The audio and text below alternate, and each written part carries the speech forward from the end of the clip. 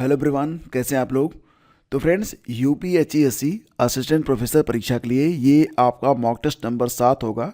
इसके पहले कई सारी क्लासेज आपकी थियरी की और टेस्ट की लगवाई जा चुकी हैं और सारे प्रश्न बिल्कुल आपके पाठ्यक्रम के अनुसार रहते हैं और बहुत ही ज़रूरी, यानी कि परीक्षा में ये प्रश्न डायरेक्टली आपको देखने को मिल सकते हैं। तो कोई भी एक प्रश्न जो कि आप स्किप करने वाले हैं उसको स्किप मत करिएगा, हो सकता है कि वही प्रश्न एग्ज़ाम में आ जाए।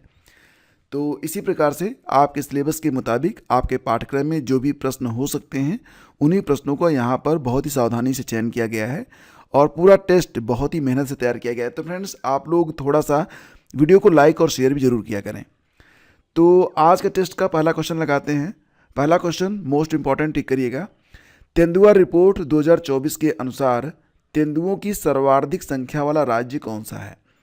तो तेंदुआ रिपोर्ट और एक होता है हेम तेंदुआ, दोनों में अंतर होता है। फिलहाल ये जो सामने तस्वीर है ये तेंदुए की तस्वीर है और तेंदुआ रिपोर्ट 2024, देखो ये जो रिपोर्ट है ना, ये 2022 की रिपोर्ट है जिसे 2024 में जारी किया गया था। और इस रिपोर्ट के अनुसार तेंदुओं की जो सर्वाधिक संख्या है वो मध्य प्रदेश में है। कहाँ पर है? मध्य प्रदेश में। दूसरे स्थान पर आपका महाराष्ट्र है और तीसरे स्थान पर है कर्नाटक। तो देखो फ्रेंड्स, मध्य प्रदेश में कुल कितने तेंदुए हैं? तो 3907 तेंदुए बताए गए हैं मध्य प्रदेश में।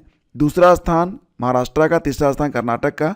और देखो फ्रेंड्स, ये जो तेंदुआ रिपोर्ट 2022 है, मैंने आपको बताया ना कि तेंदुआ रिपोर्ट 2022 को 2024 में प्रकाशित किया गया था और इसे जारी किसने किया था? केंद्रीय पर्यावरण, वन और जलवायु परिवर्तन मंत्रालय के द्वारा। ये जो रिपोर्ट आई है इसका नाम है status of leopards in India 2022। तो रिपोर्ट के नाम में 2022 को मेंशन किया गया है और इस रिपोर्ट के मुताबिक भारत में कुल तेंदुए कितने हैं? तो 13,874 तेंदुए हैं और इनमें सर्वाधिक 3,907 तेंदुए ये आपके मध्य प्रदेश में हैं। ध्यान दीजिएगा, ये जो तेंदुए हैं ना, ये IUCN की रेड लिस्ट में हैं, यानी कि ये वल्नरेबल हैं, ये विलुप्त हो सकते हैं। आगे बढ़ते हैं और ये प्रश्न भी इम्पॉर्टेंट है, हेम तेंदुआ रिपोर्ट। तो देखो, हेम तेंदुआ रिपोर्ट पहली बार जारी किया गया था। आपसे पूछ रहा है कि कब इसे पहली बार जारी किया गया, हेम तेंदुआ रिपोर्ट। तस्वीर में आप देख सकते हैं जो हेम तेंदुआ होता है वो थोड़ा सा सफ़ेद होता है और जो तेंदुआ होता है थोड़ा सा पीला ज़्यादा होता है। और इनकी जो धारियाँ होती हैं आप देख रहे हैं, ये छोटी छोटी धारियाँ, यहाँ पर धारी नहीं बनती बल्कि चित्ती इनके शरीर पर रहती है और धारी जो होती है ना, ये टाइगर के बॉडी पर होती है। तो हेम तेंदुआ रिपोर्ट की जो पहली रिपोर्ट आई थी ये 2024 में जारी की गई थी। कब? 2024 में जारी की गई थी। और देखो ध्यान से कि ये जो रिपोर्ट आई थी हेम तेंदुआ रिपोर्ट 2024, इसके अनुसार हेम तेंदुओं की कुल संख्या फिलहाल 718 ही है और सबसे अधिक जो हेम तेंदुए हैं वो कहाँ पर है? तो लद्दाख में है। लद्दाख में ये 477 हैं। सबसे कम मात्र 9 पाए जाते हैं जम्मू कश्मीर में। इसी के साथ फ्रेंड्स याद रखना, टाइगर रिपोर्ट 2023 को भी कई बार यहाँ से भी प्रश्न एग्जाम में आ सकते हैं। तो टाइगर रिपोर्ट 2023 के मुताबिक भारत में कुल टाइगर कितने हैं? 3,167 हैं और इसमें से सर्वाधिक टाइगर कहाँ पर हैं? तो मध्य प्रदेश में हैं। कितने हैं? 785। आगे बढ़ते हैं। हेड सील्ड समुद्री स्लग की नई प्रजाति की खोज कहाँ पर की गई है? ये समुद्री स्लग है, आप देख रहे होंगे, और क्योंकि दुनिया में ये सिर्फ भारत में ही पाया गया है तो ये इंपॉर्टेंट है। हेड सील्ड समुद्री स्लग की जो नई प्रजाति है इसकी खोज पश्चिम बंगाल और उड़ीसा के तट पर की गई है। तो आपका जो विकल्प ए है ये बिल्कुल सही है। ZSI यानी कि जूलॉजिकल सर्वे ऑफ इंडिया, जिसे आप कहेंगे, क्या कहेंगे? भारतीय प्राणी सर्वेक्षण। इसका जो हेडक्वार्टर है ZSI का कहाँ पर है? तो फ्रेंड्स ये वेस्ट बंगाल में, पश्चिम बंगाल में इसका हेडक्वार्टर है, कोलकाता में। तो ZSI ने ये खोज की है और इसका नाम भी दे दिया है हमारी जो राष्ट्रपति जी हैं द्रौपदी मुर्मू जी, उनके नाम पर इस समुद्री हेड सील्ड का नाम रखा गया है। और ध्यान देना कि इसका वैज्ञानिक नाम क्या रहेगा? मेलानोक्लामिस, और इसे पूरा कहा जाएगा मेलानोक्लामिस द्रौपदी। तो देखो फ्रेंड्स, ये जो नाम रखा गया है मेलानोक्लामिस द्रौपदी, ये हमारी जो राष्ट्रपति हैं द्रौपदी मुर्मू, उनके नाम पर रखा गया है। ZSI के शोधकर्ताओं ने प्रसाद चंद्र टुडू, शेख साजन, स्मृति रेखा आचार्य और अनिल महापात्र द्वारा प्रकाशित एक वैज्ञानिक पत्र में इस खोज का उल्लेख किया गया था। इसके बाद आगे बढ़ते हैं। इंटरनेशनल बिग कैट अलायंस का मुख्यालय कहाँ पर है? बहुत ही इंपॉर्टेंट है। इंटरनेशनल बिग कैट अलायंस का मुख्यालय भारत में बनाया गया है। देखो फ्रेंड्स, अब तक दो ऐसी संस्थाएं हैं जिनका मतलब ऐसे कह लीजिए कि दो ऐसी इंटरनेशनल संस्थाएं हैं जिनका मुख्यालय आपको भारत में मिलेगा। एक तो आपका ISA का मिलेगा, इंटरनेशनल सोलर अलायंस का, कहाँ पर है? गुरुग्राम में है। दूसरा international big cat alliance IBCA का जो हेडक्वार्टर है ये भी भारत में है। ठीक है, तो दोनों बहुत ही इंपॉर्टेंट, दोनों याद रखना। और अगर हम बात करें यहाँ पर इंटरनेशनल बिग कैट अलायंस के बारे में, तो देखो फ्रेंड्स, ये जो इंटरनेशनल बिग कैट अलायंस है ये 7 बड़ी बिल्लियों और उनके आवासों के संरक्षण के लिए बनाया गया है और यह एक बहुउद्देशीय गठबंधन है। इसका मकसद इन बिल्लियों के अवैध शिकार और व्यापार को रोकना है। IBCA की जो स्थापना है भारत ने अप्रैल 2023 में की थी। ये जो 7 बड़ी बिल्लियां हैं, इनमें कौन कौन सी बिल्लियां हैं? तो देखो, एक तो आपका बाघ हो गया, शेर हो गया, तेंदुआ हो गया, हिम तेंदुआ हो गया, चीता हो गया, जगुआर और प्यूमा जैसी 7 बड़ी प्रजातियां इसमें शामिल हैं, जो कि बिल्लियों की प्रजातियां ही हैं, हालांकि इनका आकार बड़ा होता है। आगे बढ़ते हैं। खेलो इंडिया विंटर गेम्स 2025 का आयोजन कहाँ पर किया गया? तो देखो फ्रेंड्स, ये बहुत ही इंपॉर्टेंट है। खेलो इंडिया विंटर गेम्स 2025, इसका आयोजन जो है लेह और गुलमर्ग में किया जा रहा है। विकल्प डी आपका करेक्ट है। खेलो इंडिया विंटर गेम्स 2025, ये 2025 में इसका 5वां संस्करण है और ये आयोजित हो रहा है कहाँ पर? लेह और गुलमर्ग में। खेलो इंडिया योजना युवा मामले और खेल मंत्रालय की प्रमुख केंद्रीय क्षेत्र योजना है। ध्यान दीजिएगा कि अब तक खेलो इंडिया यूथ गेम्स और खेलो इंडिया यूनिवर्सिटी गेम्स के 8 संस्करण जो हैं वो खेले जा चुके हैं। विंटर गेम्स का यह 3रा संस्करण होगा और खेलो इंडिया पैरा गेम्स का पहला संस्करण नई दिल्ली में 2024 में आयोजित किया गया था। तो ध्यान देना, खेलो इंडिया यूथ गेम्स और खेलो इंडिया यूनिवर्सिटी गेम्स के 8 संस्करण हो चुके हैं। विंटर गेम्स के 3 हो चुके हैं और पैरा गेम्स का 1 हुआ है। ठीक है। विश्व वन्यजीव दिवस प्रतिवर्ष कब मनाया जाता है? इसमें सारे विकल्प आपके इंपॉर्टेंट हैं। विश्व वन्यजीव दिवस प्रतिवर्ष होता है 3 मार्च को। ठीक है। और 22 मई को क्या मनाते हैं? अंतर्राष्ट्रीय जैव विविधता दिवस मनाते हैं। 22 मार्च को क्या मनाते हैं? जल दिवस मनाते हैं। 2 फरवरी को क्या मनाते हैं? आर्द्र भूमि दिवस मनाते हैं। तो चारों आपके इंपॉर्टेंट हैं, कोई भी एक प्रश्न एग्जाम में आ सकता है। विश्व वन्यजीव दिवस जो कि मनाया जाता है प्रतिवर्ष 3 मार्च को 2024 में, इसकी थीम क्या है? Connecting people and planet. अगला क्वेश्चन होगा, चाप चारकुट महोत्सव किस राज्य में होता है? ये UPSC में भी पूछा गया प्रश्न है, तो इंपॉर्टेंट हो सकता है। चाप चारकुट महोत्सव ये बेसिकली मनाया जाता है मिजोरम में और लगभग ये बसंत के महीने में मनाया जाता है। मार्च में इसका लगभग आयोजन होता है, फरवरी के अंत या मार्च में। इस बार जो इसका आयोजन होगा वो 7 मार्च को होगा मिजोरम में। मिजोरम में कुछ और भी फेस्टिवल हैं जो कि एग्जाम में पूछ लिए जाते हैं, तो आपको बता दें कि मिजोरम में एक तो आपका चाप चारकुट महोत्सव हो गया, दूसरा होता है एंथुरियम, तीसरा होता है पावलकुट और एक होता है मीमकुट। तो जब कुट लग जाए ना तो समझ लेना कि वो कहाँ से है? मिजोरम से है। ठीक है। और यह मिजोरम का सबसे बड़ा त्यौहार भी मनाया जाता है। ये तस्वीर आप पहचान रहे हैं, ये मिजोरम के CM हैं। क्या नाम है इनका? इनका नाम है लाल दुहोमा। ठीक है। अच्छा, अब आपके लिए एक होमवर्क मैं आपको देता हूँ। आप ये बताइए कि मिजोरम के जो वर्तमान में गवर्नर हैं, राज्यपाल, उनका नाम क्या है? आपको ये बताना है। अगला क्वेश्चन है, पहले UEFA Women's Nations Football League 2023-24 का खिताब किसने जीता है? तो देखो, ये पहला है तो इम्पॉर्टेंट है। और सबसे बड़ी बात, UEFA, तो यहाँ पर UEFA का फुल फॉर्म भी आपसे एग्जाम में पूछ सकते हैं, आगे मैं आपको बता रहा हूँ। पहले तो ये समझिए कि UEFA Women's Nations Football League 2023-24 का जो पहला संस्करण था, इसको जीता है किसने? स्पेन ने जीता है। ठीक है। तो विकल्प ए आपका यहाँ पर करेक्ट है। और यहाँ पर स्पेन ने किसको हराया था? तो फ्रांस को हराया था। ठीक है। यानी कि विनर आपका स्पेन है और यहाँ पर जो रनर है वो आपका फ्रांस है। ठीक है।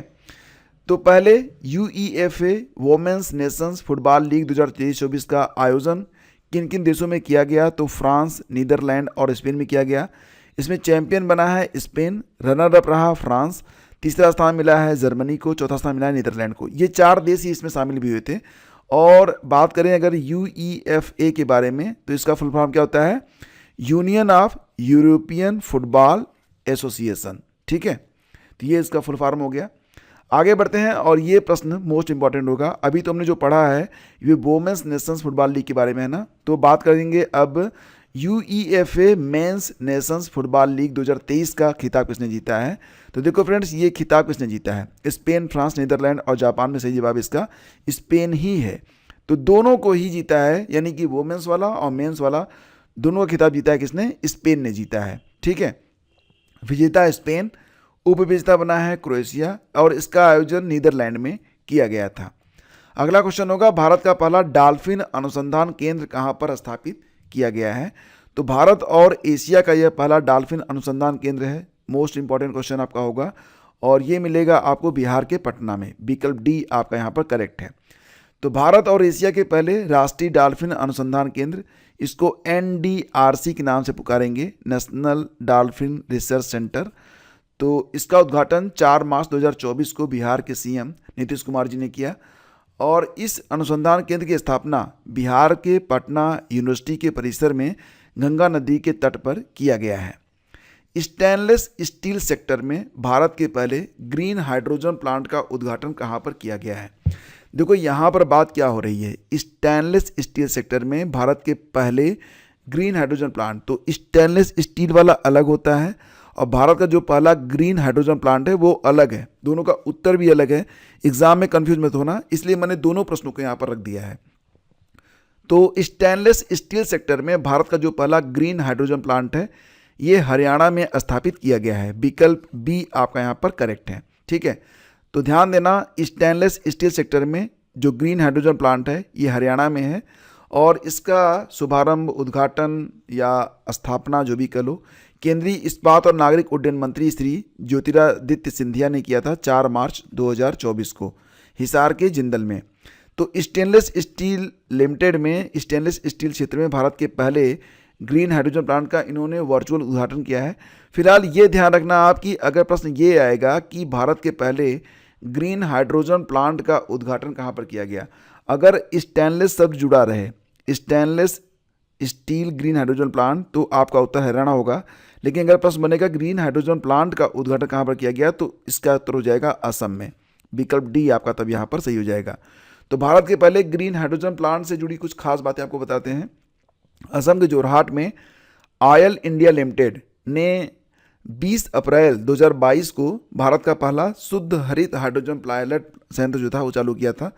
यानी कि ये जो शुरू हुआ था ये आपके स्टेनलेस स्टील सेक्टर वाले ग्रीन हाइड्रोजन प्लांट से 2 साल पहले ही स्टार्ट हो चुका था असम में। असम में कहाँ पर, तो जोरहाट में। ठीक है, ये सबसे इंपॉर्टेंट है, याद रखिएगा। आगे बढ़ते हैं, पशु तस्करी पर रोकथाम के लिए ऑपरेशन कामधेनु कहाँ पर चलाया गया। ऑपरेशन कामधेनु को कहाँ पर चलाया गया था पशु तस्करी को रोकने के लिए। तो फ्रेंड्स, ये जो अभियान था जम्मू कश्मीर में शुरू किया गया था, जम्मू कश्मीर पुलिस के द्वारा। विकल्प ए आपका यहाँ पर करेक्ट है। महतारी वंदन योजना का संबंध किस राज्य से है। तो फ्रेंड्स, याद रखिएगा कि ये जो आपका महतारी वंदन योजना है इसका संबंध छत्तीसगढ़ से है और इस योजना के अंतर्गत पात्र महिलाओं को हर महीने 1000 रुपये मिलते हैं। और महतारी वंदन योजना की शुरुआत छत्तीसगढ़ में किसने की थी, PM मोदी ने की थी मार्च 2024 में। 96वें ऑस्कर अवार्ड 2024 की सर्वश्रेष्ठ फिल्म के रूप में चुनी गई है कौन सी फिल्म। देखो यहाँ पर अगर हम बात करेंगे ऑस्कर अवार्ड 2025 के बारे में, तो इसका जो संस्करण होगा वो कौन सा रहेगा, 97 रहेगा, 97वां। यानी कि 2025 में जो ऑस्कर अवार्ड दिए जाएंगे उनका संस्करण रहेगा 97वां। इसके पहले हम बात कर रहे हैं यहाँ पर 2024 के बारे में, क्योंकि अभी 2025 का ऑस्कर अवार्ड वितरित नहीं हुआ है, तो जब आएगा तो उस पर हम चर्चा करेंगे। फिलहाल 2024 में जो बेस्ट फिल्म चुनी गई थी ऑस्कर अवार्ड के लिए, ये चुनी गई थी ओपनहाइमर। तो 96वें ऑस्कर अवार्ड में बेस्ट फिल्म ओपनहाइमर चुनी गई थी। अब इसी के साथ आपको बता दें, पूरी लिस्ट आपको दे देते हैं। देखो यहाँ पर जो बेस्ट फिल्म है ये ओपनहाइमर है और इस फिल्म को बनाने वाले जो क्रिस्टोफर नोलन हैं इनको बेस्ट डायरेक्टर चुना गया था, क्रिस्टोफर नोलन हैं ये।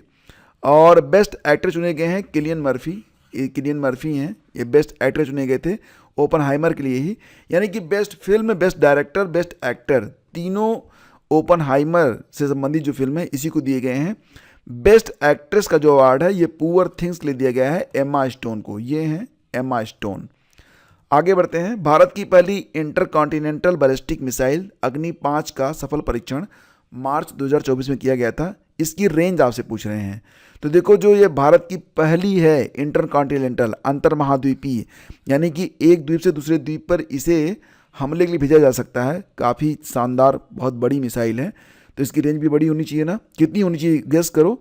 1000, 1500, 5000, 10,000। अगर आपने गेस कर लिया यहाँ पर 10,000 तो नहीं भाई, ये 5,000 है। ठीक है, वैसे 5,000 कम नहीं है।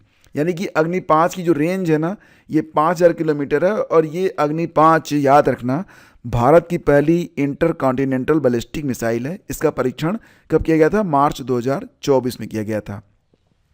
अगला क्वेश्चन पॉलिटी से है, जो कि आपके सिलेबस में ही है। भारत शासन अधिनियम 1935 में कितने अनुच्छेद थे? तो भारत शासन अधिनियम 1935 में कुल मिला के कितने अनुच्छेद थे? 321 अनुच्छेद थे। ठीक है, तो विकल्प सी आपका यहाँ पर करेक्ट है। ध्यान देना कि ये कुल मिला के 1935, भारत शासन अधिनियम 1935 में अनुच्छेद कितने थे? तो अनुच्छेद हो गए आपके कुल मिला के 321।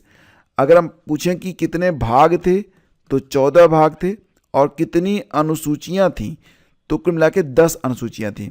और ये लागू कब हुआ था? तो 1 अप्रैल 1937 को। किस अधिनियम के द्वारा भारत में दास प्रथा को विधि विरुद्ध घोषित किया गया था? देखो, प्रश्न यहाँ पर यह है कि किस अधिनियम के द्वारा भारत में दास प्रथा को विधि विरुद्ध घोषित किया गया था। तो घोषणा तो इसकी 1833 में ही हो गई थी, लेकिन ये लागू कब हुआ था? ये लागू हुआ था 10 साल बाद, 1843 में। तो अगर एग्जाम में प्रश्न आए कि घोषित कब किया गया, तो आप उत्तर लगाना 1833 को। और अगर प्रश्न ये आए कि किस अधिनियम के द्वारा भारत में दास प्रथा को लागू किया गया था, तो 1843 वाले से। तो दोनों में थोड़ा सा अंतर है, उसको आप पकड़ के रखना। संविधान सभा में महिला सदस्यों की संख्या कितनी थी? तो जैसा कि फ्रेंड्स आप लोग जानते हैं, संविधान सभा में कुल मिला के 15 महिला सदस्य थी। इनके नाम आपको बताते हैं। तो दुर्गाभाई देशमुख, राजकुमारी अमृत कौर, हंसा मेहता, बेगम एजाज रसूल, अम्मू स्वामीनाथन, सुचिता कृपलानी, दक्षिणायनी वेलायुधान, रेणुका राय, पूर्णिमा बनर्जी, एनी मस्करीन, कमला चौधरी, लीला राय, मालती चौधरी, सरोजनी नायडू और विजय लक्ष्मी पंडित। ये 15 महिलाएं थीं जो कि संविधान सभा में शामिल थीं। उपनिषदों का फारसी में अनुवाद किसने करवाया था? उपनिषदों का फारसी में अनुवाद करवाया था औरंगजेब तो कर नहीं सकता था ये काम, अकबर और शाहजहां ने नहीं किया था, तो बचता है यहाँ पर दारा शिकोह। तो विकल्प बी आपका यहाँ पर करेक्ट है। इसके बाद रामायण का फारसी में अनुवाद किसने किया था? बदायूनी, कादिर जाफरी, दारा। तो सही जवाब है यहाँ पर विकल्प ए। रामायण का फारसी में अनुवाद किया था अब्दुल कादिर बदायूनी ने। और ये बहुत इंपॉर्टेंट क्वेश्चन है, कई बार एग्जाम में पूछा भी गया है। आपका अगला क्वेश्चन होगा, भारतीय शिक्षा के संबंध में आयोग नियुक्त करने का सूत्रपात किस सरकार ने किया था? तो अब हम आ गए हैं आपके टीचिंग और रिसर्च एप्टीट्यूड पर। भारतीय शिक्षा के संबंध में आयोग नियुक्त करने का सूत्रपात किया गया था ईस्ट इंडिया कंपनी के द्वारा। ध्यान देना, ये कंपनी हमेशा बुराई नहीं करती थी, कुछ अच्छाई भी खोजती थी, लेकिन अच्छाई ऐसी होती थी कि उसका फ़ायदा उसको ज़्यादा मिलता था, हमको कम मिलता था। फिलहाल अगर हम बात करें कि ईस्ट इंडिया कंपनी ने कौन कौन सी यहाँ पर आयोग स्थापित किए, क्या क्या काम कर दिए थे भाई साहब, किन का नाम आ रहा है, तो आपको बता दें कि ईस्ट इंडिया कंपनी ने भारत में शिक्षा प्रणाली में सुधार के लिए जो प्रमुख कदम उठाए थे, उसमें अंग्रेजी शिक्षा अधिनियम 1835 को शुरू किया था। वुड डिस्पैच, जो कि आप अगर बीएड वाले हैं तो खूब जानते होंगे इसके बारे में, 1854 में आया था वुड डिस्पैच। कोलकाता मदरसा की स्थापना भी की गई थी 1780 में ही। और बनारस में संस्कृत कॉलेज की स्थापना की गई थी 1791 में। कोलकाता में फोर्ट विलियम कॉलेज की स्थापना की गई थी 1800 में। तो कई सारे काम किए थे ईस्ट इंडिया कंपनी ने। ठीक है, इसके बाद है कि ईसाई पादरियों ने भारत में शिक्षा का प्रसार करने के लिए कौन सा प्रमुख कार्य किया था? तो ईसाई मिशनरियों की स्थापना भी की और मिशन स्कूलों की स्थापना भी की। तो दोनों काम किए थे, विकल्प सी यहाँ पर सही होगा। इसके बाद है, भारत में प्राथमिक शिक्षा की जांच के लिए सबसे पहले शिक्षा आयोग कब गठित किया गया था? तो प्राइमरी एजुकेशन की जांच करने के लिए सबसे पहले जो आयोग गठित हुआ था वो 1822 में हुआ था। विकल्प बी सही है। भारतीय शिक्षा आयोग का अध्यक्ष किसे बनाया गया था? तो भारतीय शिक्षा आयोग का अध्यक्ष बना था कौन? सर विलियम हंटर बना था। अब आपको एक प्रश्न मैं आपको देता हूँ, आपको बस ये बताना है कि ये जो हंटर कमीशन बना था ये कब आया था अस्तित्व में? हंटर कमीशन का गठन कब किया गया था? ये आपका होमवर्क प्रश्न है। वैसे एक प्रश्न आपके लिए और भी है। तो अगर आप यहाँ तक पहुँच चुके हैं, इसका मतलब कि आप सीरियसली आप इस परीक्षा को क्रैक करना चाहते हैं, तो आप लोगों से कहना चाहूँगा कि जो भी प्रश्न मैं आपको यहाँ पर पढ़ा रहा हूँ ना, वो सीरियसली लेना और कम से कम इसका रिवीजन भी ज़रूर कर लेना। और ये जो प्रश्न आगे मैं आपको दे रहा हूँ, बहुत ही आसान सा प्रश्न है, इसका उत्तर आपको पता होना चाहिए। तो फटाफट बताना कि यूजीसी की स्थापना कब की गई थी। तो आपके बहुत ही सरल से ऑप्शन है और ये बहुत ही बेसिक सा सवाल है। अगर दोस्तों आपको नहीं पता है तो प्लीज़ इसे सर्च करिएगा और कमेंट बॉक्स में अच्छे से इसका उत्तर लिखिएगा। एक बार उत्तर लिख लेंगे, कभी एग्ज़ाम में दिक्कत नहीं होगी। साथ ही साथ कुछ और भी होमवर्क मैं आपको देता हूँ, जैसे कि यूजीसी के बारे में आप थोड़ा पढ़ लेना। इसी के साथ साथ AICTE के बारे में भी थोड़ा सा आप पढ़ लेना और न्यू एजुकेशन पॉलिसी 2020 के बारे में भी थोड़ा सा पढ़ लेना। ये 3 चीज़ें आप पढ़ लेना। बाकी आपकी क्लासें लगातार चलती रहेंगी और हम मिलते हैं आपसे एक नए वीडियो में। तब तक के लिए आगे दीजिए, नमस्कार, जय हिंद। और हाँ फ्रेंड्स, अब आप लोगों से एक मदद की दरख्वास्त कि वीडियो को लाइक और शेयर जरूर किया करें। पहली बार अगर चैनल पर हैं तो सब्सक्राइब कर देना भाई। वैसे क्यों पढ़ रहे हो, सब्सक्राइब कर दोगे तो मुझे ही पता चलेगा कि कितने लोग आ रहे हैं पढ़ने के लिए। Thank you.